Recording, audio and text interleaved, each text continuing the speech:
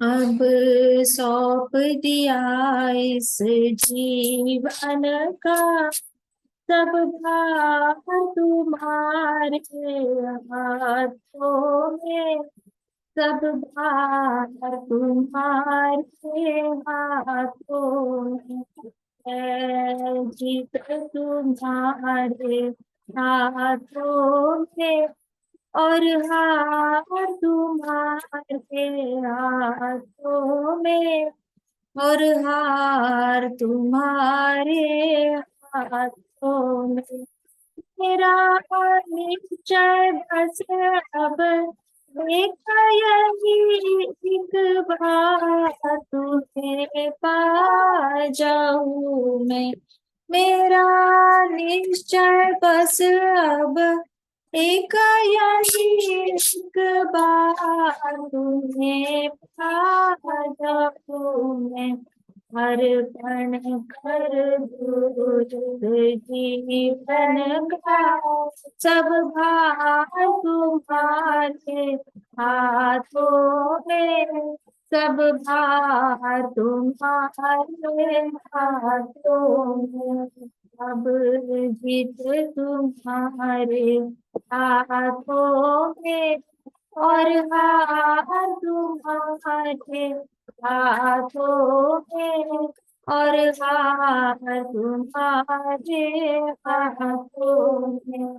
तो जग तेरा हो तो ऐसे रहूं जैसे चरण पर का फूल रहे। तो जग तेरा हो तो ऐसे रहूं जैसे चरण पर का फूल रहे।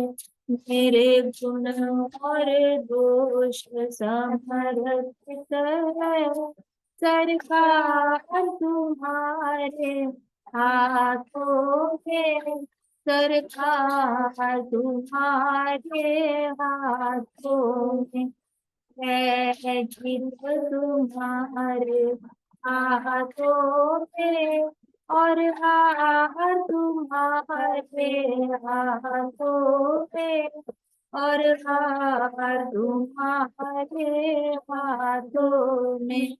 यदि मानुष का मुझे जन्म मिले तो तब करे तो मैं तुझा जीवन। यदि मानुष का मुझे जन्म मिले तो तब चरण हो पूजा जीवन। इस पूजक की कर अगता होता तुम्हारे हाथों में और हार तुम्हारे हाथों में है, जीत तुम्हारे हाथों में और हार तुम्हारे हाथों में, और हार तुम्हारे हाथों में। तब जब संसार का कैसी बातों का भाव से कर्म करूं।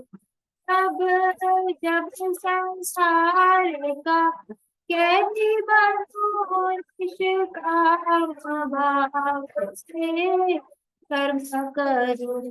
तेरा अंत समय में आहण तजु श्री कृष्ण तुम्हारे चरणों में, गोविंद तुम्हारे चरणों में है, जीत तुम्हारे हाथों में और हार तुम्हारे हाथों में, और हार तुम्हारे हाथों में।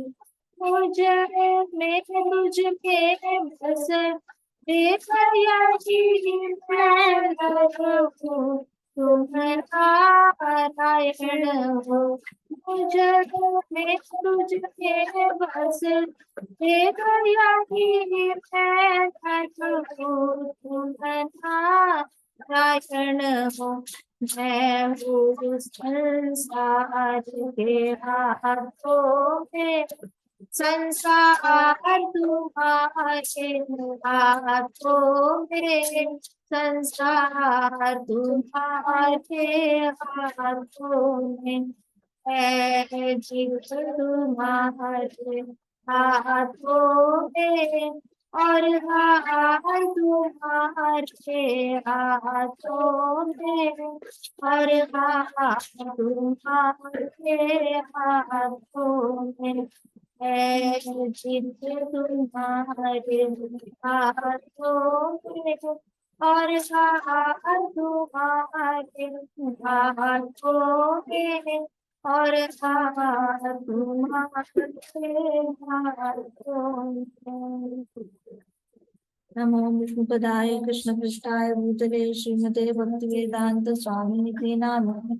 नमस्ते सारस्वते देवे गौरवाणी प्रचारिणे। ओम अज्ञानतिमिरान्धस्य ज्ञानाञ्जनशलाकया चक्षुरुन्मिलितं येन तस्मै श्रीगुरुवे नमः। श्रीचैतन्यमनोभीष्टं स्थापितं येन भूतले स्वयं रूप कदा मह्यं ददाति स्वपदान्तिकम्।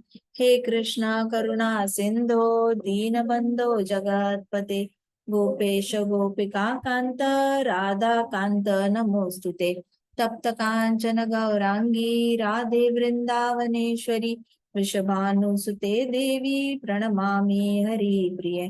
वाञ्छाकल्पतरुभ्यश्च कृपा सिन्धुभ्य एव च पतितानां पावनेभ्यो वैष्णवेभ्यो नमो नमः। जय श्री कृष्ण चैतन्य प्रभु नित्यानंदा श्री अद्वैत गदाधर शिवासादि गौर भक्त वृंदा। हरे कृष्णा कृष्णा कृष्णा हरे हरे, हरे राम राम राम हरे हरे। ओम नमो भगवते वासुदेवाय। ओम नमो भगवते वासुदेवाय। ओम नमो भगवते वासुदेवाय। नारायणं नमस्कृत्यं नरं चैव नरोत्तमं देवीं सरस्वतीं व्यासं नष्टप्रायेषु भद्रेषु नित्यं भागवत सेवया भगवती उत्तम श्लोकी भक्तिर्भवति नैष्टिकी। मुखं करोति वाचालं पङ्गुं लङ्घयते गिरिं यत्कृपातम् अहं वन्दे श्रीगुरो दीनतारणम्। हरे कृष्णा कृष्णा कृष्णा हरे हरे, हरे राम राम राम हरे हरे। हरे कृष्ण माताजी दंडवत प्रणाम। हरे कृष्णा दंडवत प्रणाम। हरे कृष्णा दंडवत माताजी।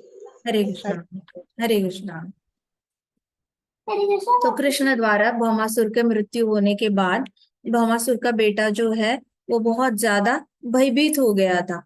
तो भौमासुर की माता जो है, जो उसके बेटे की दादी है, भौमासुर की माता कौन है? पृथ्वी माता। तो पृथ्वी माता कब प्रेग्नेंट हुई थी कृष्णा से? जब भगवान वराह अवतार लेकर आए थे।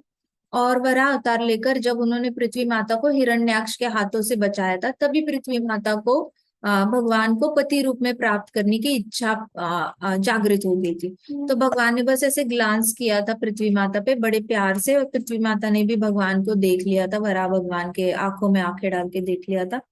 तो Krishna had impregnated her with eyes. तो भगवान के पास ये शक्ति है कि he can actually impregnate with a glance. ये पूरी प्रकृति जो बनी हुई है, सारी आत्माएं जो मटेरियल वर्ल्ड में आई हुई है, माया जो है, प्रकृति जो है, वो कैसे इम्प्रेग्नेट हुई थी? नारायण भगवान ने जब ऐसे बस ग्लांस डाला था तो प्रकृति में फ्रिक्शन आ गया था। और प्रकृति में फ्रिक्शन आके प्रकृति had given birth to so many planets and so many souls inside it। तो बहुत सारी आत्माएं जो है वो स्पिरिचुअल वर्ल्ड से भगवान ने जो है वो इम्प्रेग्नेट करी थी प्रकृति माता के अंदर, माया के अंदर कहा जाता है। क्योंकि माया को भी लगा था राधा रानी के पास इतने सारे बच्चे हैं, मेरे पास तो कोई भी नहीं है, काश मुझे भी बच्चे मिल जाए। तो भगवान को जब माया की ये इच्छा पता चली, क्योंकि भगवान की ये बाह्य रंग शक्ति, अंतरंग शक्ति राधा रानी है, बाह्य रंग शक्ति माया देवी है। तो माया देवी की इच्छा थी, और माया देवी भी भक्त है कृष्णा की, तो उनकी इच्छा थी कि उनके पास भी बच्चे हो। जैसे राधा रानी के पास इतने सारे आत्माएं हैं जो उनको माँ समान समझते हैं, स्पिरिचुअल वर्ल्ड में सबकी माता राधा रानी है। तो इस तरीके से राधा रानी के पास है, मेरे पास नहीं है। तो माया को भी खुश करने के लिए भगवान ने फ्रॉम वैकुंठा ही जस्ट ग्लांस्ड अपॉन माया, और जैसे ही माया तो महत तत्व क्रिएट हुआ। महत तत्व क्रिएट होने के बाद भगवान ने देखा कि अच्छा, माया का महत तत्व क्रिएट हो चुका है, मतलब एक गर्भाशय तैयार हो चुका है। अब उस गर्भाशय में कई सारे आत्माओं को डाल के उसको लाइफ देनी पड़ेगी। तो इसलिए फिर भगवान अंदर लेट गए, और लेटने के बाद महाविष्णु बनकर लेट गए, और अपने अंदर से अनंत ब्रह्मांड निकाले। सांस छोड़ने के बाद हर स्किन के एक पोर से एक एक ब्रह्मांड निकला। हर ब्रह्मांड के अंदर जीवात्माएं वापस भगवान ने इम्प्रेग्नेट करी। ये जीवात्माएं जो महत तत्व की थी, वही जाकर हर ब्रह्मांड में थोड़ी थोड़ी थोड़ी, जैसे ऐसे दाने डालते हैं वैसे थोड़ी थोड़ी आत्माएं हर ब्रह्मांड में डिस्ट्रीब्यूट करी गई। और फिर हर ब्रह्मांड में ये आत्माएं जब डिस्ट्रीब्यूट करी गई, तो हर ब्रह्मांड में एक ब्रह्मा जी बनाए गए। भगवान खुद जाके लेट गए गार्भोदाक्षय विष्णु बनकर हर ब्रह्मांड में। और हर ब्रह्मांड में लेटने के बाद हर ब्रह्मांड में एक एक एक एक ब्रह्मा जी जो है वो तैयार हो गए। ब्रह्मा जी तैयार हो गए, ऑलरेडी आत्माएं प्रेजेंट ही थी, बस उनको शरीर देना बाकी था। तो ब्रह्मा जी ने क्रिएशन की उत्पत्ति शुरू कर दी, उत्पत्ति पूरी अंदर सारी उत्पत्ति शुरू कर दी ब्रह्मा जी ने। ऐसे करके कई सारी आत्माओं को शरीर मिल गया। तो माया देवी को तभी बच्चे मिल गए थे जब भगवान ने नजर डाली थी।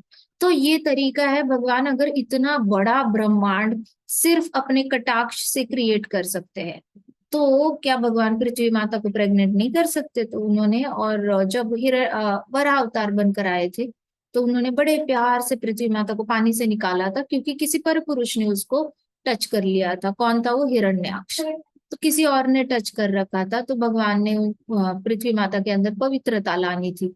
तो जिन स्त्रियों को ऐसे लगता है कि बचपन में उनके साथ कोई बैड टच हुआ है, या बड़े होने के बाद उनके साथ कोई बैड टच हुआ है, किसी ने गलत तरीके से टच किया था और उनके साथ बहुत ऐसे हादसे हुए हैं, तो उन्होंने इतना समझ लेना चाहिए कि पृथ्वी माता को भी हिरण्याक्ष ने टच किया था, द्रौपदी को भी दुशासन ने टच किया था।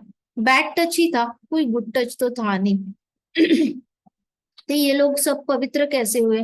कृष्ण भगवान की शरण में जाके सब पवित्र हो जाते हैं। तो अपने आप को कोसना नहीं चाहिए कि शायद मेरी गलती थी, मेरी वजह से ऐसे हुआ, मैंने इनोसेंट नहीं रहना चाहिए था, मैंने इग्नोरेंट नहीं रहना चाहिए था, मेरी गलती। अपने आप को कोस के तो कुछ मिलना है नहीं। इससे अच्छा वो टाइम थोड़ा सा बेटर यूज कर सकते हैं हरि नाम लेने में। अपने आप को कोसने का टाइम वेस्ट ही हो जाता है। वो तो एक नेगेटिव अहंकार ही होता है, वो अपने ऊपर अटेंशन देने वाली बात होती है। तो पृथ्वी माता का एग्जाम्पल याद रखना चाहिए, लीला हमेशा याद रखनी चाहिए। तो वराह बनकर, वराह भगवान बनकर जब भगवान आए, उन्होंने अपने टस्क पे ऐसे उठाया पृथ्वी माता को, ऊपर जाके फ्लोट कराया। तो तब पृथ्वी माता को कृष्ण भगवान से बहुत ज्यादा आसक्ति हो गई, और देखते ही उनको मन किया कि काश ये मुझे पति रूप में प्राप्त हो। तो कृष्णा ने उनकी इच्छा पूरी की, और पृथ्वी माता से भौमासुर पैदा हुआ। भौमासुर बहुत अच्छा लड़का था, लेकिन उसकी दोस्ती गलत असुर के साथ होने की वजह से क्या हुआ कि भौमासुर कभी अच्छा बेटा बन नहीं पाया। भगवान पिताजी थे और माता पृथ्वी माता थी, प्योर डिवोटी माता। फादर कौन? Supreme personality of godhead. लेकिन फिर भी बेटा असुर, ये कैसा कॉम्बिनेशन है भला? ये इसलिए क्योंकि संगत गलत निकली। तो कल हमने ऑलरेडी डिस्कस किया था कि संगत की रंगत कैसे चढ़ जाती है। 5-10 लोग हमेशा बार बार मिलते रहे तो सबकी बातें एक जैसी होने लग जाती है, सबका हाव भाव एक जैसा होने लगता है, सबके तौर तरीके एक जैसे होने लगते हैं, और बिल्कुल एक जैसे बिहेव करने लग जाते हैं। असुरी तो असुरी, संत तो संत।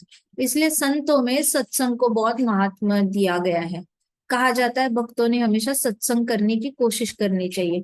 आप देखोगे इंडिया में बहुत कल्चर है, बहुत सारे लोग सत्संग करने के लिए निकलते हैं। सत्संग का मतलब क्या होता है? अच्छे संग में रहने से हमारे अंदर अच्छी क्वालिटीज आती है, बुरे संग में रहने से बुरी क्वालिटीज आती है। तो कोशिश करनी चाहिए कॉर्डियल कनेक्शन रखो जो लोग भक्ति में है नहीं उनके साथ कॉर्डियल वर्केबल कम्युनिकेशन रखना चाहिए कि हाँ ठीक है, हाय हेलो बाय, प्यार से बात करना, उनके साथ दुश्मनी नहीं करना, उनके साथ दया भाव हमेशा, क्योंकि वो जो भक्ति में नहीं है वो यहाँ होता है, भक्ति में होने वाला यहाँ आ जाता है, थोड़ी सी एक्स्ट्रा उसके पास इंटेलिजेंस रहती है जो भगवत गीता से आती है उसके पास, उसके हृदय में इंटेलिजेंस होती है। हो सकता है सामने वाला आईक्यू से बहुत हाई हो, लेकिन हृदय का जो इंटेलिजेंस है, हार्ट लेवल का इंटेलिजेंस, वो हमेशा डिवोटी का ही ज्यादा रहेगा।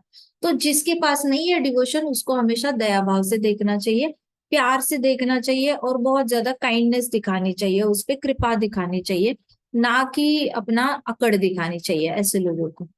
तो ये भौमासुर जो था ये संगत की वजह से बिगड़ गया था, और इसलिए उसने भगवान पे अटैक करने की कोशिश की, करा भी अटैक, और मृत्यु भी हो गई भगवान के हाथों। फिर उसकी माता जो है पृथ्वी माता आई, घुटने पे आ गई, भगवान को दंडवत किया, और आंखों से आंसू बहाकर उन्होंने अपने आंसू भगवान को ऑफर किए। वैसे तो वैजंती माला लेकर भी आई थी। फिर भगवान ने जब उनका कंधा पकड़ा और ऐसे खड़ा किया, फिर भगवान ने ऐसे किया, तब उन्होंने उनके गले में जो है वैजंती माला डाली। तो शुद्ध भक्त जो होते हैं वो कृष्ण के चरण कमलों से नजर हटाते नहीं, उनको लगता ही नहीं कि उनकी वर्थ इतनी ऊपर है कि कृष्ण भगवान की आंखों में आंखें डाल के देखे। उसके लिए तो बहुत कॉन्फिडेंस भी चाहिए, बहुत प्योरिटी भी चाहिए, और साथ साथ हमारे अंदर साख्य भाव होना चाहिए। लेकिन प्रभुपाद ने हमें बता दिया है कि इस दास्य भाव में रहो। तो अगर हमारे आचार्य बता के गए हैं दास्य भाव में रखो, तो दास हमेशा चरणों पे ही शोभा देता है। तो शुद्ध भक्त जो होते हैं कोशिश करते हैं कि हमेशा चरणों पे ही आंखें गड़ा के रखे, इधर उधर ना देखे। यमराज जी भी आए थे मूर को लेने के लिए, और मूर के 7 बेटों को लेने के लिए। तो यमराज जी आए थे, तो यमराज जी ने भी भगवान के चरण कमलों से नजर नहीं हटाई थी। मूर को कोई वैकुंठ प्राप्त नहीं हुआ था, उसको ब्रह्मज्योति भी प्राप्त नहीं हुई थी, उसको सीधा नरक भेजा था मूर और उसके 7 बेटों को। तो भगवान की मर्जी होती है कहाँ भेजना है कहाँ नहीं। ऐसे हम ब्लैंकेटली लिख नहीं सकते कि भगवान जिसकी भी हत्या करेंगे वो कंपलसरी ब्रह्मज्योति में जाएगा, या वैकुंठ में जाएगा, या गोलोक में जाएगा। वही जाएगा जहां भगवान चाहेंगे। इसलिए अपने हेडेक नहीं देना है, अपने आप को दिमाग लगा लगा के घोड़े नहीं दौड़ाने हैं। ये कहा गया, वो कहा गया, वो कहा गया, ये सोचो मैं कहाँ जाऊंगा, क्या मैं ले पाऊंगा हरि नाम? अपनी सोचो पहले, और फिर जिंदगी बिताओ। वो लोग कहाँ गए, उससे हमें कोई फायदा ही नहीं है ये एनालिसिस करके। इस एनालिसिस का कुछ फायदा है नहीं। अपने को पता है आचार्य बोल के गए चैंट चैंट चैंट, तो हमने चैंट चैंट चैंट करना है। मृत्यु के समय कृष्ण भगवान के चरण कमलों पे ध्यान लगा के अपना देह जो है वो त्यागना है, इसकी तैयारी रखनी है। तो पृथ्वी माता जब आई कृष्णा को अपना पोता लेकर आई गोदी में। 5 साल का पोता था, बहुत डरा हुआ था, वो आने को तैयार नहीं, पीछे से देखे जा रहा है द्वारकाधीश को। उसको लगा द्वारकाधीश पिताजी को मार सकते हैं तो मुझे भी मार सकते हैं। तो पृथ्वी माता ने बोला कि ये भौमासुर का बेटा है, कृपा करके इसके पापों की सजा इसको ना दे, इसलिए मैं इसको आपकी शरण में लाई हूँ। इसको कृपा करके आशीर्वाद दे, ताकि ये अपने पिताजी के पापों से मुक्त हो पाए। और कृष्णा ने उसको शरण में ले भी लिया। इसका मतलब है अपने पिताजी के पापों से मुक्त होने के लिए कृष्णा की शरण लेना बहुत जरूरी है। हमें नहीं पता 10 पीढ़ी पहले हमारे परिवार में कितने बड़े बड़े पाप हुए हैं। वी हैव नो आइडिया कि पिछली पीढ़ी में क्या क्या करके गई है। हो सकता है ऐसे पाप करके गए हो जिसके बारे में हम सपने में भी नहीं सोच सकते। ऐसा भी हो सकता है, वी नेवर नो। हम बड़ी दुनिया को जज करते फिरते हैं कि देखो ये लोग ऐसे हैं, ऐसा काम करते हैं, देखो ये मांसाहारी है, देखो ये ड्रिंक करते हैं, देखो ये क्रॉस फ्रेंडशिप करते हैं कितने गंदे हैं, देखो ये जुआ खेलते हैं कितने गंदे हैं। हमें क्या पता 10 पीढ़ी पहले हमारे ही परिवार में किसी ने ऐसा काम किया हो। अब हम अपने पूर्वजों को बुरा बोलने तो जाएंगे नहीं। चाहे कोई भी क्लेम करे ना कि हम बहुत ऐसे खानदानी लोग हैं, फिर भी उसको पता ही नहीं होता कि उसके खानदान में किसने क्या कब क्या बर्ताव किया है। हम बहुत लोगों को जज करेंगे, इसने ऐसा अपराध किया, उसने ऐसा अपराध किया, उसने ऐसा किया, अरे इसने उस स्त्री को बैड टच कर लिया, इस स्त्री ने उसके साथ क्रॉस फ्रेंडशिप, कुछ भी बोले हम। We don't know our position only, we are only ignorant what we will जज अदर्स। इसलिए कोशिश करनी चाहिए जितना हरि नाम ले सकते हो ले लो, आसपास की दुनिया को जज करने में टाइम वेस्ट नहीं करना। हमें भगवान ने स्वयंभुआ मनु नहीं बनाया, हमें भगवान ने वैवस्वत मनु नहीं बनाया, हमें भगवान ने जज भी नहीं बनाया। ये लोग हैं जो मनु संहिता लिखेंगे, रूल बुक लिखेंगे और उसके हिसाब से एक्सपेक्ट करेंगे कि बाकी सब फॉलो करो। हमने ना कोई रूल बुक बनाई है, ना हम रूल बुक फॉलो करने की इतनी हमारे पास कैपेसिटी है। हमारे पास सिर्फ हरि नाम लेने की कैपेसिटी है। इसलिए चैतन्य महाप्रभु को आना पड़ा कलयुग में बताने के लिए कि बहुत ज्यादा अपना दिमाग मत लगाओ। हृदय से जितना ज्यादा कृष्ण का नाम लोगे, क्वांटिटी में कृष्ण का नाम लोगे, शरणागति लोगे, उतना पूर्वजों के पापों से बाहर आ पाओगे। पहले तो पूर्वजों के पापों से अपना ये कट करो, कनेक्शन कट करो। कनेक्शन कट करना बहुत जरूरी है। जो क्वांटिटी में हरि नाम लेता है ना, और जो थोड़ा सा हरि नाम लेता है और अपने ही एट में रहता है कि हाँ हाँ मैं तो थोड़ा सा लेता हूँ लेकिन मैं परफेक्टली लेता हूँ, और दूसरा कहता है मैं बहुत लेता हूँ क्योंकि मुझे पता ही नहीं मैं क्वालिटी कर रहा हूँ या नहीं कर रहा हूँ, इससे अच्छा तो मैं ज्यादा से ज्यादा हरि नाम लूं। जो भी अच्छा नाम है वो कृष्णा पिक कर ले कि हाँ यहाँ पे शुद्ध था, यहाँ पे शुद्ध था, ये सारे नहीं थे लेकिन ये 3 जगह पे शुद्ध थे। भले मैं 300 माला करूं, 300 माला में 3 बारी मेरे से शुद्ध हरि नाम निकले, Krishna will pick and choose and keep it near him, and then Krishna will come to take me back, rather than me going only for 30 rounds or me chanting only 30 times. I might as well chant 300 times. तो मैं जो quantity में करते हैं उनके chances ज्यादा होते हैं वैकुंठ जाने के, और जो क्वांटिटी में कम चैंटिंग करते हैं उनके चांसेस ज्यादा होते हैं बार बार जन्म लेने के, क्योंकि उनके पास बहुत कम क्वांटिटी में चांसेस बहुत कम हो जाते हैं शुद्ध हरि नाम लेने के। और शुद्ध हरि नाम लेने का भी हमने लिया या नहीं लिया इसका प्रूफ हमारे पास नहीं होता। प्रूफ तो वही देगा जिसने सुना। जिसका नाम ले रहे हो वही बताएगा क्या मेरे दिल को मेरा नाम लिया हुआ छुआ या नहीं छुआ। Can I feel your love for me? If I can feel then yes you love me, if I can not feel then you don't love me. ये सिंपल सा कृष्णा का फंडा है। कृष्णा को भाव समझ में आता है। अगर हमारे हृदय में भाव होगा तो कृष्णा भी रेसिप्रोकेट करेंगे। भाव नहीं होगा तो कृष्णा रेसिप्रोकेट चाहकर भी नहीं कर सकते। उनको चाहिए करना है लेकिन नहीं कर सकते। तो सबसे पहले क्वांटिटी में लेने वालों का फायदा क्या होता है कि वो पिछले जन्म के पिछले पीढ़ियों में जितने भी पूर्वजों ने पाप किए हैं, 50 पीढ़ियां हो 100 पीढ़ियां हो, वो सारे उसके जो इफेक्ट्स आ रहे हैं इस जन्म में बैड हेल्थ के रूप में आते हैं। कभी कभी कोई जानबूझ के आपके बारे में बुरा फैला देता है, आपकी गलती नहीं होती, but bad things happen to good people. मतलब बुरी चीजें अच्छे लोगों के साथ होने लग जाती है। अच्छे इंसान ने कभी कुछ बुरा किया नहीं होता, किसी को बुरा बोला नहीं होता, ना उसके बारे में बुरा सोचा होता है। रैंडमली कोई आता है और उसको इतना बुरा भला बोलता है, इतना ज्यादा, जबकि इस इंसान ने कुछ नहीं किया होता। ये आता क्यों है? क्योंकि पूर्वजों के पाप जो है वो इकट्ठे हो के इस पीढ़ी में उसको सहने पड़ते हैं। अब उससे अगर छुटकारा पाना है तो हरिनाम एक ऑप्शन है। तो क्वांटिटी में लेने वालों का पहले 30 to 40% हरिनाम जो है वो पूर्वजों का इफेक्ट कैंसिल करने में जाते हैं। उसके बाद अपना खुद का प्रारब्ध शुरू होता है। फिर क्वांटिटी में हरिनाम लेने वालों को आगे का 40-50% जो है वो अपना खुद का ही प्रारब्ध काटने में चला जाता है। अच्छा वो हो गया, उसके बाद जाके कहा शुद्ध हरिनाम शुरू हो जाएगा। उसके बाद हमारी इच्छाएं काटने में चला जाता है बचा हुआ पार्ट। तो इच्छाएं इतनी सारी होती है, ये करना है वो करना है, ये बड़ा बनना है वैसे बड़ा बनना है, फिर वो क्या जाता है, इतनी इच्छाएं हैं, इतना सब कुछ प्रॉब्लम हो रही है, तो इच्छाएं कट करने में और हरि नाम की क्वांटिटी लग जाती है। अच्छा इच्छाएं खत्म होने के बाद अनासक्ति आ गई। अब कृष्ण की चरण कमलों में आसक्ति के लिए अनदर क्वांटिटी ऑफ हरि नाम लगता है।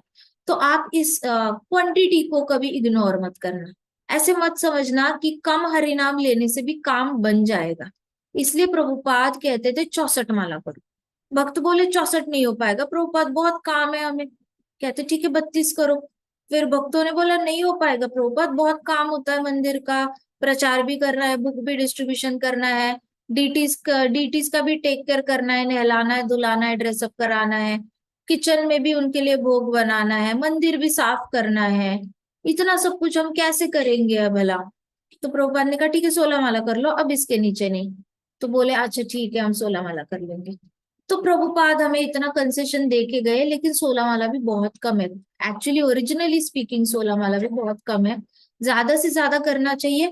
एक बार इंसान को लगन लग गई ना, हरि नाम की लगन लग गई, तो वो 132 माला पे भी नहीं रुक सकता। 164 माला भी उसको कम लगने लगती है, वो सो ही नहीं सकता। वो 1-2 घंटे सोता है, बाकी पूरा टाइम हरि नाम लेता है, इतना मजा आता है।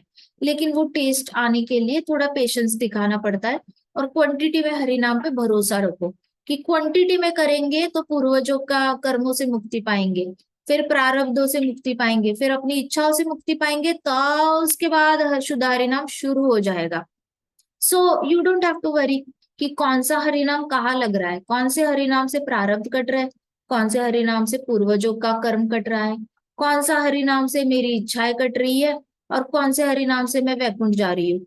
ये सारा सोचने का हमारा ब्रेन का काम नहीं है, क्योंकि ब्रेन डिजाइन ही नहीं हुआ ये सब सोचने के लिए। ये सिर्फ हार्ट टू हार्ट कनेक्शन, ये सिर्फ अपने ठाकुर जी और हम जानते हैं कि ठाकुर जी के साथ हमारा कनेक्शन कितना फास्ट होने लगता है, कितना स्ट्रांग होने लगता है। खुद ही पता चलता है इच्छाओं से कैसे वैराग्य आ गया है, खुद ही पता चल जाता है प्रारब्ध कट चुका है, अब इसके आगे और कुछ कटने के लिए बचा नहीं है। क्वांटिटी में हरि नाम लेने से बहुत ज्यादा समझ में आने लग जाता है कहाँ पे आप पहुंच गए हो। कृष्णा खुद भी बता देते हैं, खुदा के दर्शन देते हैं, बार बार दर्शन देते हैं, चरण कमलों की सेवा करने देते हैं, बात करने देते हैं। तो इस तरीके से इस लीला में हमें बहुत बड़ी लर्निंग मिलती है कि जब भी आपको डर लगेगा अपने पिताजी के बुरे कर्मों का, या अपनी फैमिली के बुरे कर्मों का आपको हिट कर जाए, ऐसे डर लगेगा, तो झट से कृष्णा की शरण ले लो। घर में अगर दिखेगा कोई गलत काम कर रहा है आंखों के सामने, कुछ भक्त होते हैं उनको घर में दिखता है उनके पिताजी मांसाहार उनके सामने कर रहे हैं, माता भी मांसाहार कर रही है, किसी किसी की फैमिली में बहुत नॉर्मल होता है ये, खासकर बाहर के देश के लोग हैं उनके लिए बहुत नॉर्मल है। तो ऐसे भक्तों को बड़ी तकलीफ होती है। तो ऐसे देख के फिर जल्दी कृष्णा की शरण जाना चाहिए, ताकि असुरी क्वालिटीज से हमारी भक्ति पे कोई असर ना हो, और साथ साथ उसके रिजल्ट्स हमें भुगतने के लिए ना आए। तो थोड़ा बच के रहना चाहिए हरि नाम लेकर। तो तत्पश्चात फिर क्या हुआ, कृष्ण ने पृथ्वी माता को हृदय ग्रही स्तुति सुनी, तो उन्होंने उसके पुत्र भगदत्त से भी कहा, परेशान न हो पुत्र, मैं सदा अपने प्रिय भक्तों की रक्षा करता हूँ। कृष्णा ने देखो कितने प्यार से कहा। भगदत्त जो था 5 साल का था, छोटा सा मुन्ना था, तो मुन्ने से कहते कि चिंता मत करो, मैं सदैव हमेशा मेरे भक्तों की रक्षण करता हूँ। यदि तुम मेरी सेवा करोगे तो मैं किसी तरह से भी तुम्हें भयभीत नहीं होने दूंगा। तो कृष्णा ने कंडीशन डाली, तो कृष्णा का जो ब्लेसिंग है वो कंडीशंस अप्लाइड के साथ आता है। कृष्णा की ब्लेसिंग ऐसे इतनी चीपली नहीं मिल सकती, इतनी आसानी से नहीं मिल सकती। हालांकि कृष्णा प्रेम सबसे करते हैं, आशीर्वाद गिने चुने को ही देते हैं, सारी जीवात्माओं को इक्वल प्रेम देते हैं, लेकिन आशीर्वाद उसी को भरपूर मिलता है जो कृष्णा की भक्ति करते हैं। तो यहाँ पे भगवान ने कहा मैं तुम्हारा रक्षण करूंगा, मैं अपने प्रिय भक्तों का हमेशा सदैव रक्षण करता हूँ, प्रोटेक्ट मैं हमेशा करता हूँ। तुम अगर मेरी सेवा करोगे, कृष्णा कह रहे मेरी सेवा करो, मेरी सेवा करोगे तो मैं निश्चिंत ही तुम्हारी रक्षण करूंगा, और किसी भी तरीके से तुम्हें कभी भी भयभीत नहीं होने दूंगा। सो कृष्णा का ये बोल्ड प्रॉमिस है। इतना बड़ा प्रॉमिस शायद हमारे माता पिता भी हमें ना दे, कि बेटा मैंने तुम्हें जन्म दिया है, मैं इतना प्रॉमिस करता हूँ कि तुम्हें पूरी लाइफ कभी किसी चीज से डर नहीं लगेगा। ये प्रॉमिस तो कोई चाह कर भी उत्तम से उत्तम क्षत्रिय अर्जुन नहीं दे पाया अभिमन्यु को, कि चाहे कुछ भी हो जाए बेटा तुम्हें डर नहीं लगेगा। डर तो लगेगा ही लगेगा, क्योंकि डर आत्मा के लेवल पे होता है, मन के लेवल पे नहीं होता। डर से बाहर आना आत्मा के लेवल पे, सिर्फ आत्मा को खाना दे के ही डर से बाहर आ सकते हैं। इतने सारे ब्रह्मांड में लोग एंजाइटी में घूम रहे हैं, इतने सारे ब्रह्मांड में लोग डर से इतने ज्यादा परेशान हैं, उनको लोगों के सामने जाने से डर लगता है, उनको लोगों से मिलने में डर लगता है, उनको बाहर जाने में डर लगता है, उनको फोन करने में डर लगता है, उनको डॉक्टर के क्लिनिक में जाने से डर लगता है, अगर कोई गलत काम करे तो पुलिस की वो जो चौकी है वहां पे चढ़ने में डर लगता है, कोर्ट में जाने से डर लगता है। हर तरह से, हर फेर से इंसान डर से घिरा हुआ है। किसी को बोलो लेबोरेटरी में चेकअप करने जाना है, उससे इंसान डरा हुआ है। डर आत्मा के लेवल पे ही जाएगा, मन के लेवल पे नहीं जाएगा, चाहे मॉडर्न टेक्निक्स कितनी भी आ जाए। डर से आप तब तक बाहर नहीं आ सकते जब तक आप आत्मा पे काम नहीं करते। और आत्मा पे कैसे काम करना है? भगवत गीता से और कृष्ण की शरण जाने से। क्योंकि सिर्फ कृष्णा ही कह रहे हैं कि मैं तुम्हें कभी भी भयभीत नहीं होने दूंगा। ऐसा प्रॉमिस तो आज तक किसी ने किसी को नहीं दिया है। पूरे हमारे देश के बॉर्डर पे आर्मी खड़ी है, फिर भी बॉर्डर के गांव वाले ऐसे अपनी जान जो है मुट्ठी में लेके सोते हैं कि पता नहीं कब अटैक हो जाए, पता नहीं कब ऊपर से हेलीकॉप्टर से बम गिर जाए या कहाँ से एयर मिसाइल सब पे अटैक करे। ये लोग अपनी जान हाथ में लेके सोते हैं। क्यों? सामने दिखता नहीं इतने सारे फौजी खड़े हैं, लेकिन डर है ना। डर कितने सारे आपके सामने हजारों की फौज खड़ी कर दी जाए, फिर भी डर लगेगा। जैसे भौमासुर को डर लगा था, सारी फौज मर गई, उसको डर लगा। दुर्योधन को भी डर लगा जब द्रोणाचार्य और भीष्म पितामह चले गए। तो डर मन के लेवल पे या बाहरी स्ट्रेंथ से नहीं जाता, वो सिर्फ आत्मा के लेवल पे होता है और आत्मा के लेवल पे ही निकाल दिया जाता है। क्यों? क्योंकि आत्मा यमदूतों से डरती है। आत्मा को ना यमदूतों के साथ जाना नहीं होता, आत्मा को विष्णु दूतों के साथ जाना होता है। लेकिन आत्मा यमदूतों से इतना डरती है, तो वो डर जो है ना, उस लेवल का डर आत्मा के अंदर घिरा हुआ है। 84 लाख योनियों में 84 लाख बार यमदूतों का दर्शन हुआ है। सोचो टेरर कितना होता है एक आत्मा पे। इतनी बार तो मृत्यु के वक्त उसने यमदूतों को, खतरनाक खतरनाक यमदूत, इतना बैड बैड मेकअप करके आते हैं ये लोग, और अपनी मोटी मोटी बॉडी लेके आते हैं, लाल लाल दांत लेकर आते हैं, लाल लाल आंखें लेकर आते हैं, सींग लेकर आते हैं, काला चाबुक लेकर आते हैं, काली धोती पहन कर आते हैं। ऐसे तो है होते हैं यमदूत। तो यमदूतों का बार बार देख के इतना टेरर होता है आत्मा के ऊपर ना, कि आत्मा जब माँ की कोख से बाहर आ रही होती है ना, तब भी बड़ी डरी रहती है, मैं मर ना जाऊं, मैं मर ना जाऊं, मैं मर ना जाऊं। इतना मतलब उसका सर दबा होता है, बाहर आते वक्त उसकी पूरी बॉडी की ऐसे मतलब एक डंडी में हो जाती है, फिर बाहर आती है बॉडी। डर से, डर आत्मा के लेवल पे इतना एक्सेप्ट करके चलो। इस फैक्ट से लड़ाई मत करना ज्यादा, ये मानने से इनकार मत करना कभी मन ही मन में कि नहीं नहीं मैं बहुत स्ट्रांग हूं। ऐसा कोई स्ट्रांग इंसान बना नहीं है, क्योंकि सबने 84 लाख योनियों में मृत्यु से गए हैं और सबने यमदूतों के साथ एनकाउंटर हुआ है। तो जिसके अंदर डर है ना, एक्सेप्ट करके चलो कि हाँ मेरे अंदर डर है, अब क्या करूं मैं, अब क्या सोल्यूशन करूं? सोल्यूशन यही है कि कृष्ण भगवान की सेवा करो। जितना ज्यादा कृष्ण भगवान की सेवा करोगे, उतने ज्यादा डर से मुक्त हो पाओगे। कई सारे लोगों को लगता है मृत्यु का मतलब अपने लोगों से दूर होना। नहीं, मृत्यु का मतलब ये भी होता है अपने शरीर से भी दूर होना है, अपनी इच्छाओं से दूर होना है, आसक्तियों से दूर होना है। बड़ा दर्द होता है मृत्यु में, मन का दर्द भी होता है और शरीर का भी दर्द होता है। आत्मा शरीर के दर्द से कांप जाती है, क्योंकि आत्मा को लगता है शरीर को पेन हो रहा है तो मुझे पेन हो रहा है। ऐसा कुछ होता नहीं है, आत्मा को तो कटती भी नहीं है आत्मा। लेकिन शरीर से खून निकले, शरीर का कोई पार्ट इनएक्टिव हो जाए तो आत्मा कांप उठती है। तो ये वाला डर जो होता है ना, कृष्ण की शरण जाके ही निकलेगा। और कोई मार्ग बना नहीं है, ना ही कभी बनेगा। करोड़ों करोड़ों सालों से एक ही मार्ग है। उपनिषदों में भी लिखा है, सारे शास्त्रों में, पुराणों भी लिखा है।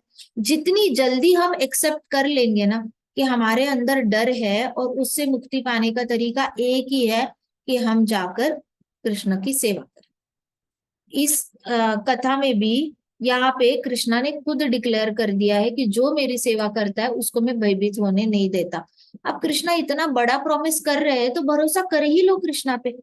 क्यों डाउट करना कृष्णा पे कि कृष्णा ऐसे ही सेंटी होकर बोल रहे हैं, हो सकता है भगदत्त को अच्छा फील हो इसलिए बोल रहे हैं। नहीं, कृष्णा सबके लिए बोल रहे हैं कि मैं आपको भयभीत नहीं होने दूंगा।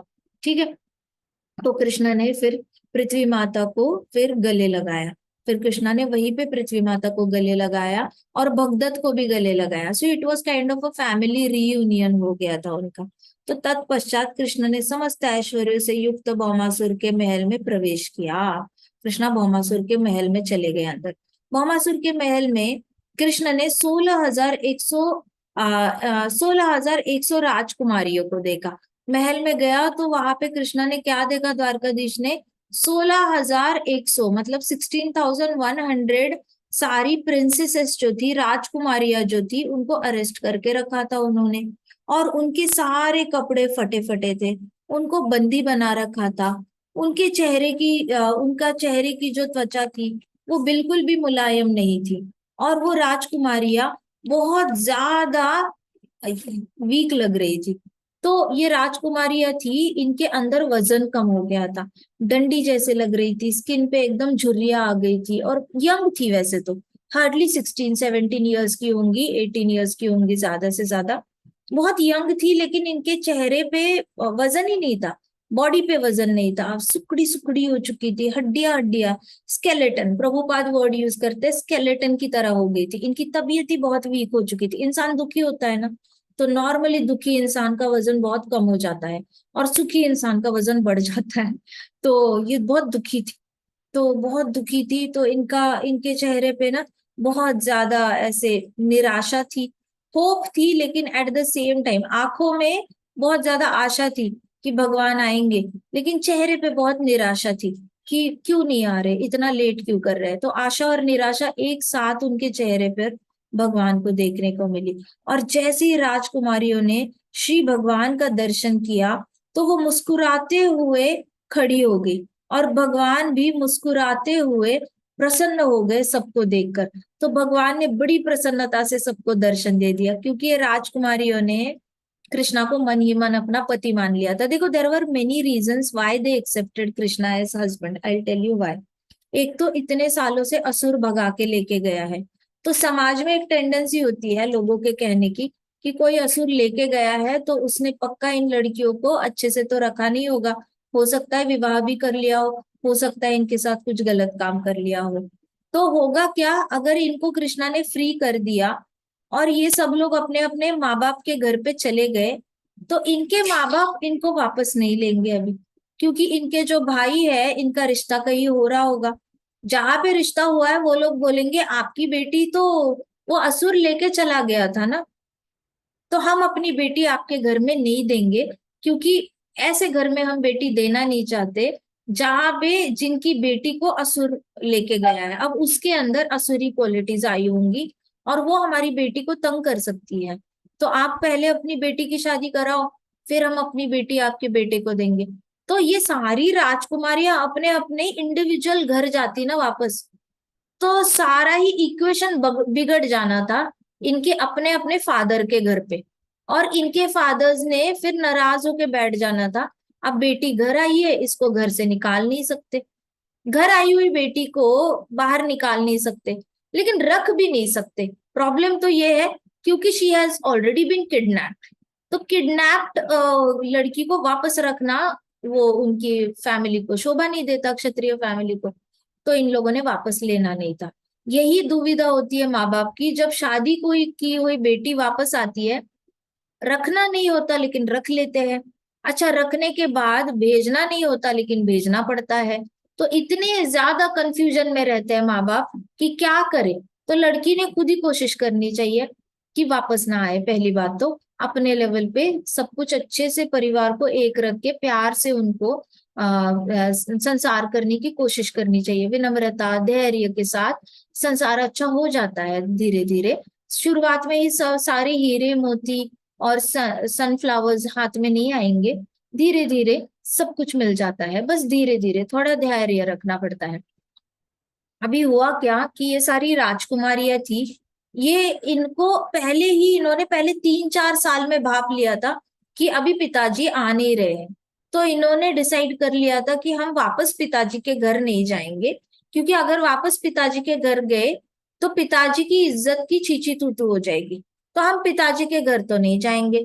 अच्छा कहाँ जाएंगे, अगर श्री नारायण आए हमें बचाने के लिए तो हम चाहते हैं कि हम उन्हीं की पत्नी बनकर रहे, क्योंकि बाकी कोई और हमसे विवाह करने के लिए रेडी भी नहीं होगा।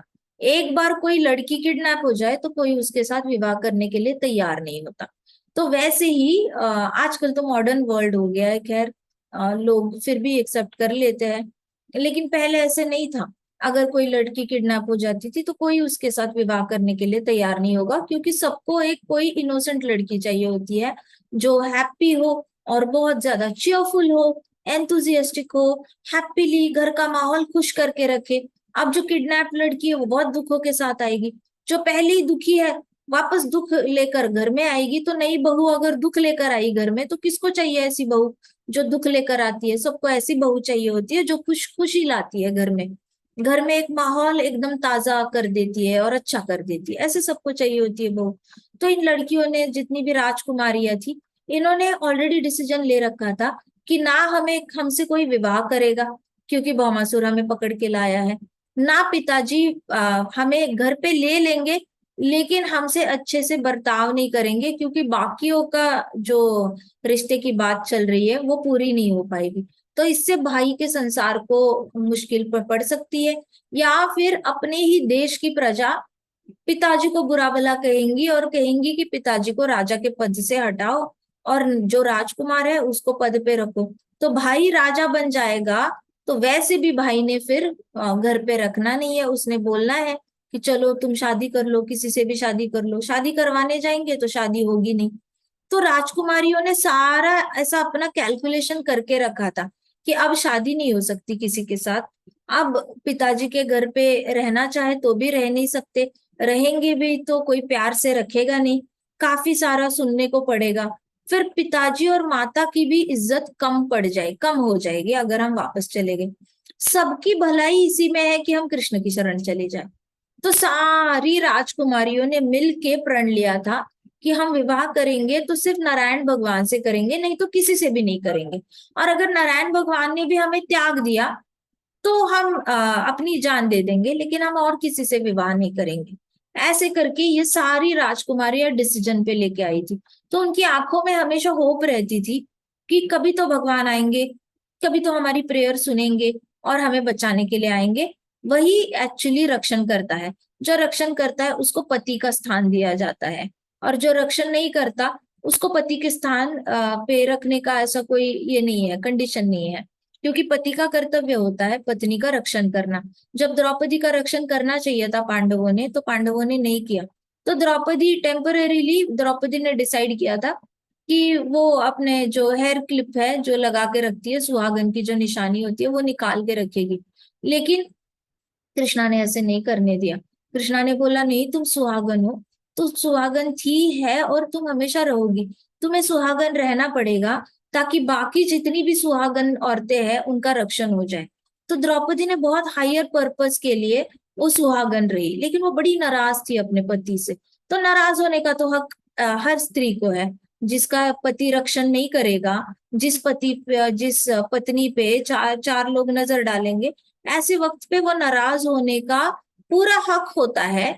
लेकिन हाँ, छोड़ने का हक नहीं होता। छोड़ना कहीं ना कहीं कृष्णा ने त्याज्य समझा गया है। कृष्णा ने खुद लीला से बताया है कि ये कोई इनफ रीजन नहीं है छोड़ने के लिए।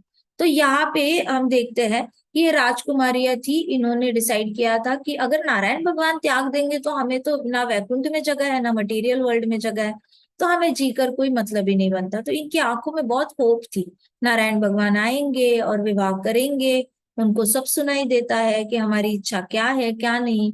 लेकिन एट द सेम टाइम वो खाना नहीं खाती थी, उनको खाना दिया नहीं जाता था, तो बहुत वीक हो गई थी, दिखने में सुंदर नहीं थी। तो कहीं ना कहीं डिमोटिवेट हो गई थी। उनको लगता था व्हाट इफ भगवान आते हैं और उनको हम पसंद ही नहीं आते क्योंकि हम सुंदर नहीं दिख रहे। हम सुंदर नहीं दिख रहे तो भगवान हो सकता है कि हमें फ्री कर दे, लेकिन अपने साथ लेके ना जाए। फिर हम क्या करेंगे? फिर हम हिमालय की ओर वॉक करते करते जाएंगे, कोई एनिमल हमें खा लेगा, तो हम ऐसे ही अपना शरीर त्याग देंगे। फिर हम नहीं तो मेडिटेशन करेंगे, तपस्या करेंगे, तपस्या करके भगवान को वापस प्राप्त करने की कोशिश करेंगे। ऐसे कई सारे विचार इनके दिमाग में चलते रहते थे। तो जैसे ही भगवान अंदर आए, भगवान चमक रहे थे, नारायण भगवान है, द्वारकाधीश है, बहुत चमक रहे थे वो। तो सारी राजकुमारियां मुस्कुराते हुए खड़ी हो गई। उनकी आंखें इतनी बड़ी हो गई कि उनको विश्वास नहीं हो रहा था, उनके पाँव में जान नहीं थी, तो वो खड़ी नहीं हो पा रही थी ढंग से। तो वो एक दूसरे का सहारा लेकर खड़ी हो रही थी। और कुछ राजकुमारियों ने, पिलर्स होते हैं ना जेल में, तो वो पिलर्स को ऐसे पकड़ के ऐसे खड़ी थी, ऐसा सहारा लेकर, इतना फटीग था उनके अंदर। ऐसे सहारा लेकर कृष्ण भगवान को देख रही है और होप से देख रही है कि भगवान हमारी तरफ देखेंगे या नहीं देखेंगे, हम सुंदर तो है नहीं। और बाकी राजकुमारियों ने उसके ऊपर हाथ रखना, दूसरी ने उसके ऊपर हाथ रखना, दूसरी ने उसके ऊपर हाथ रखना। इनकी टांगों से जान जा चुकी थी, इतना ज्यादा वीकनेस आ गया था। और भौमासुर ने इनको रखा भी बहुत वीक था। वो क्यों वीक रखता था? ताकि ये लड़कियां रिबेल ना करे। रिबेल मतलब चीखे ना, चिल्लाए ना, शादी से इनकार ना करे, और फिर कुछ ऐसे स्मार्टनेस दिखाकर अपने पिताजी तक कोई मैसेज ना भेजे कि यहाँ आओ हमें बचाओ। तो इनको वीक रखना उसके एडवांटेज में था। तो इसलिए भौमासुर ने इनको कम खाना खिला के उनको शरीर से ही वीक कर दिया था। तो ये सारी जो थी, उन सभी ने कृष्ण को सादर प्रणाम किया, और कृष्ण भगवान ने मुस्कुराते हुए सभी की ओर देखा। तो कृष्णा ने सबको एक ग्लांस दिया, सबको ऐसे लगा जैसे द्वारकाधीश उन्हीं को देख रहे हैं।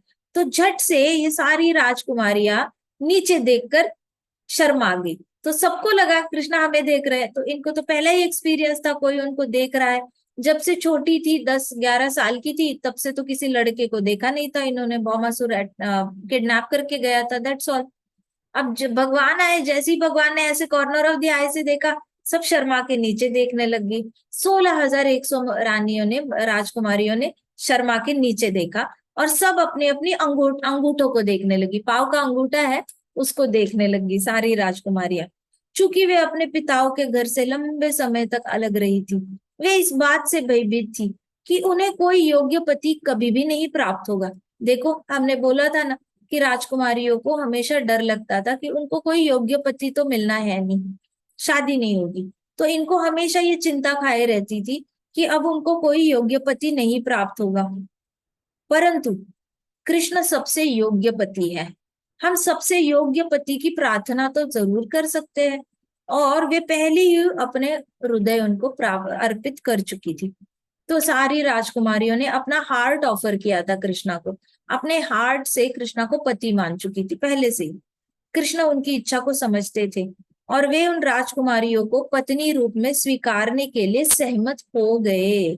फिर कृष्ण भगवान ने पृथ्वी माता को देखा, और पृथ्वी माता को बताया कि मैं इन सारी राजकुमारियों को पत्नी रूप में स्वीकार करने को तैयार हूँ।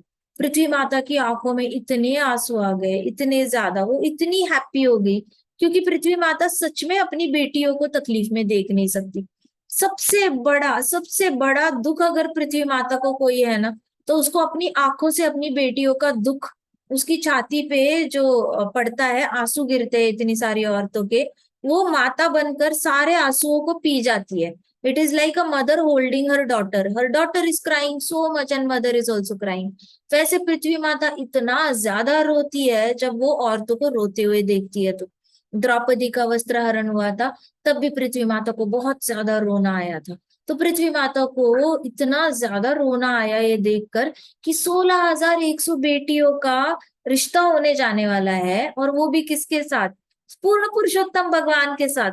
विश्वास नहीं हो रहा था पृथ्वी माता को कि उनके बेटे ने जो पाप किया है, उस पाप को सीधा करने के लिए भगवान स्वयं ये करेंगे, स्टेप ले लेंगे। So she felt so indebted to Krishna. उनको इतना ज्यादा ऋणी फील हुआ कि इससे बड़ा तो कुछ हो ही नहीं सकता कि मेरे बेटे ने किया गया पाप भगवान आकर धो रहे हैं।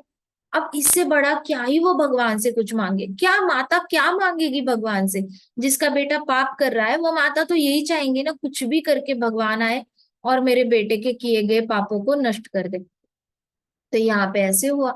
तो भगवान ने पृथ्वी माता को बोला, मैं सबको पत्नी रूप में स्वीकारने को तैयार हूँ। पृथ्वी माता की आंखों से आंसू गिरने लगे। उन सभी को नए उपयुक्त, फिर पृथ्वी माता ने क्या किया, ढेर सारे ड्रेसेस ऑर्डर किए, 16,100 ड्रेसेस ऑर्डर किए सारी राजकुमारियों के लिए। सबका नाप लिया गया फ्रेश। फिर 16,000 पॉन्ड्स बनाए गए, 16,100 पॉन्ड्स, अलग अलग बाथ टब जैसे पॉन्ड बनाए गए, नेचुरल पॉन्ड्स भौमासुर के यहाँ पे पूरे राज्य में, खास इन राजकुमारियों के लिए। कृष्णा ने एक ग्लांस में 16,100 बाथ टब जैसे पॉन्ड बनाए, जिसमें ढेर सारी गुलाब की पंखुड़ियां और कमल डाले गए, ढेर सारा फ्रेग्रेंस डाला गया। और कृष्णा ने ऑन द स्पॉट हर राजकुमारी के लिए 3-3 हजार दासियां क्रिएट कर दी। तो कृष्णा ने ये सारी दासियां क्रिएट की, पृथ्वी माता ने ऑलरेडी जो थी वो भी सप्लाई करी, और कृष्णा ने खुद भी क्रिएट कर दी। तो हर राजकुमारी को अच्छे से नहलाना, तैयार करना, उनका मेकअप करना, उनको सुंदर बनाना, खिलाना पिलाना, सब कुछ किसने किया? ये 3,000 दासी पर वन राजकुमारी अपॉइंट हुई थी। तो इन सब की सेवा के लिए कृष्णा ने फटाफट फटाफट फटाफट दासियां रेडी की, और इन सबको बिल्कुल सुंदर बना दिया, सुंदर बना दिया। फिर पहली बार तो ये लोग कृष्ण भगवान के साथ पंच पकवान खा रहे थे। कृष्ण भगवान के लिए पंच पकवान, ऐसे बहुत सारे पकवान बने थे, पृथ्वी माता ने बनाए थे। तो इतने सारे पकवान बनाए थे, तो भगवान ने कहा मैं नहीं खाऊंगा जब तक मेरी 16,100 होने वाली रानियां नहीं खाती। तो ये सब को ऐसे बिठाया गया, लंगर में जैसे बिठाते हैं ना, सबको बिठाया गया, सबके सामने बड़े बड़े टेबल लगाए गए, और जितने डिशेस भगवान को ऑफर किए थे उतनी ही डिशेस 16,100 राजकुमारियों को ऑफर कर दिए गए। और उनको इतना ऑकवर्ड लग रहा था कि हम तो डिजर्व ही नहीं करते, हमने क्या किया, हम तो किडनैप्ड लड़कियां हैं, हम तो हमारी तो कहीं से लेवल ही नहीं है कि भगवान के साथ बैठकर हम खाएं। लेकिन भगवान इतनी बड़ी कृपा दिखा रहे, हमने तो ना कभी ब्राह्मण भोजन कराया, ना हमने गोदान किया, ना हमने बैठ के मेडिटेशन किया, हमने एक टिपिकल जो भक्त काम करता है ना, हमने शास्त्र पढ़े, तो हमने टिपिकल भक्त जो काम करता है, सत्वगुणी लोग करते हैं, हमने ऐसा कुछ भी नहीं किया, और हमें भगवान के साथ फीस्ट मिल रही है, खाने को मिल रहा है। तो वो शुरुआत में बड़ा ऑकवर्ड फील कर रही थी। पृथ्वी माता को ने हर एक राजकुमारी के पास जाके पहला बाइट खिलाया, हर एक राजकुमारी के पास जाकर पृथ्वी माता ने एक एक बाइट खिलाया, ताकि वो अपने शर्म से बाहर आ जाए। और जैसे ही पृथ्वी माता के हाथों से खाया तो उनका एपेटाइट रिवाइव हो गया। एपेटाइट रिवाइव मतलब प्रभुपाद कहते हैं कि पहले उनको भूख लगना बंद हो गई थी, ये लोगों को भूख ही लगती नहीं थी, बस कृष्ण कृष्ण कृष्ण कृष्ण कृष्ण कृष्ण करते थे। कृष्णा के विरह में वो जेल में टाइम काट रहे थे। एक बार उन्होंने तय कर लिया था कृष्ण को ही पति रूप में पाएंगे, उसके बाद उन्होंने किसी के बारे में सोचा नहीं, ना पिताजी के बारे में सोचा, ना भाई के बारे में सोचा, ना भवासुर का डर लगा उनको, सिर्फ कृष्ण कृष्ण कृष्ण करते हुए उन्होंने, तो उनका एपेटाइट हैम्पर हुआ था, बॉडी स्पिरिचुअलाइज होने लगी थी। तो जैसे जैसे भक्त की बॉडी स्पिरिचुअलाइज होती है, आध्यात्मिक होती है, उसकी भूख कम कम कम कम होती जाती है।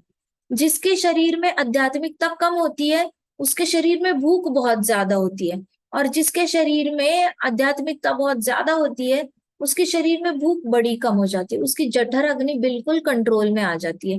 उसकी जठर अग्नि ऐसे बहुत ज्यादा बॉनफायर की तरह जल नहीं रही होती है, उसकी जठर अग्नि बस भगवान के सामने जो दिया है वहां तक उतनी हो चुकी होती है। वी विल फिनिश आवर कथा today and will continue tomorrow. ठीक है।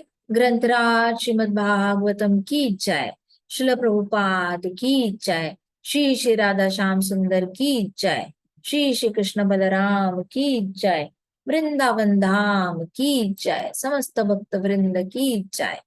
हरे कृष्णा कृष्णा कृष्णा हरे हरे, हरे राम राम राम हरे हरे। हरे कृष्णा महासंकीर्तन यज्ञ की जय। हरे कृष्णा माता जी। हरे कृष्णा।